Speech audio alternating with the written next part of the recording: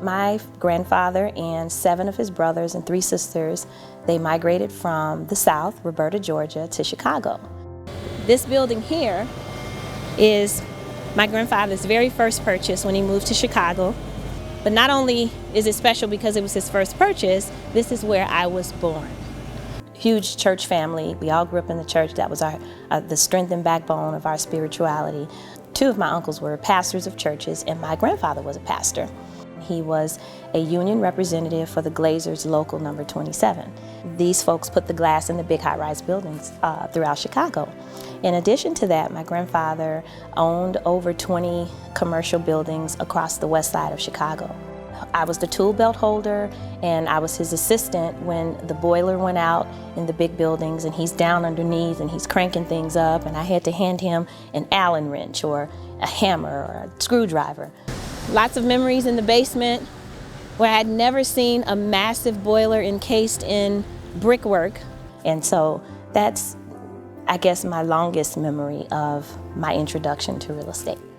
My grandfather was a people person. He connected very well with people. As a little girl, one of the handymen that he would hire to come and help him clean the garbage around all of the buildings said, no matter what, Mr. Jordan, my grandfather's name was Henry Lee Jordan Sr., Mr. Jordan would look me in my eyes and he would listen to me no matter how long it took for me to tell my story. He made me feel like I was the only person in the room, and I thought that was amazing. My career started in 1996. I was working for a relocation company in Oak Brook, and the main piece to those reps were to connect brokers from one state to the next and make sure that that relocation and that move was successful, and that was really exciting to me. So I guess that was the start of it. I was intrigued by it. That was something I wanted to do. I went and got my license, and it's been history from there. The hiatus began. I've always had a job during my real estate career. So technically I would sell real estate part-time, but I would always give it a full-time effort. So no one ever knew that I had another job. I did foreclosures for a huge bank for about 7 years. From there, I did short sales before anyone even knew what a short sale was. So at that point, things had really gotten bad. In 2007, I applied for the Cook County Sheriff's Department just on a whim, didn't think I would get it. And I quit working for that particular company doing short sales, and I was now a Cook County Correctional Officer at 26th in California.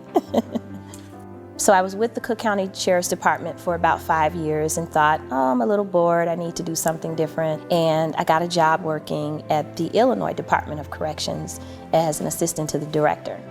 At that time, I thought, well, maybe I should go up the ladder of success in corrections. And so I was able to go back to school and pursue my master's degree in criminal social justice.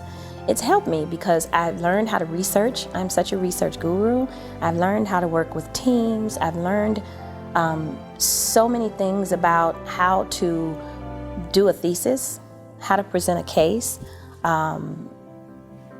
It was just amazing, and I do find that now as I move in a different direction, especially with volunteerism, a lot of work you have to do your own, I refer back to those days and I go back to those tools.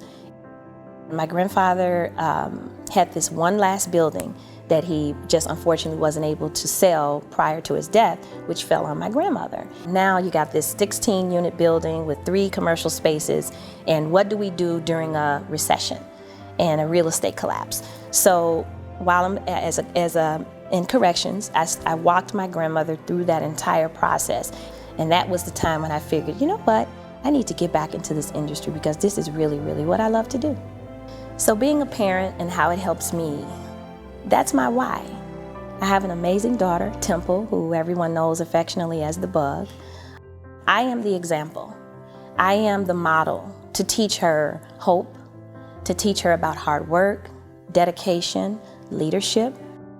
I inherited what we call the big house from the family, and it's a huge house. This is the house where I grew up.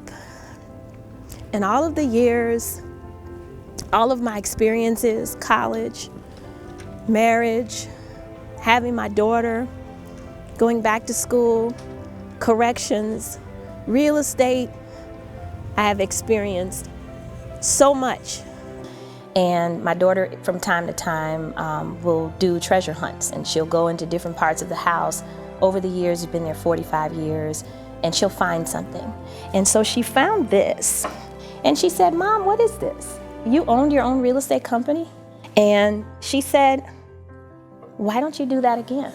You can own your own real estate company, and I think you would be good at it." So that's what really got me thinking, if she believes in me, then I better start thinking really seriously about making that happen.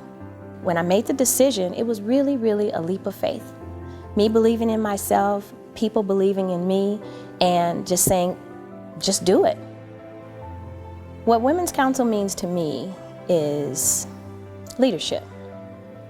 It's a boot camp for leadership. Any person who desires to do anything in their life, Women's Council will give you the tools necessary to be successful in that role. My top priority for Women's Council for 2019 is to really, really expand the membership.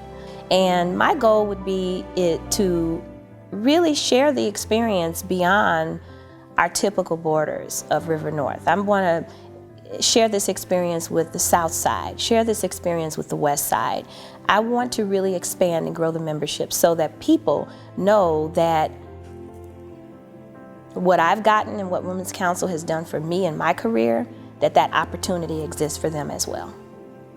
What I've learned through my journey as a correctional officer, as a student of my grandfather, a student of life, and now a real estate professional, you don't have to get it all right. You just have to have the courage to try. And as you can see, this beautiful face here, it's now time to move on. It's not time to say goodbye. It's just time to move on to more and to continue the legacy that I have from my family. I'm Tracey B. Williams, your 2019 president for the Women's Council of Realtors, Chicago.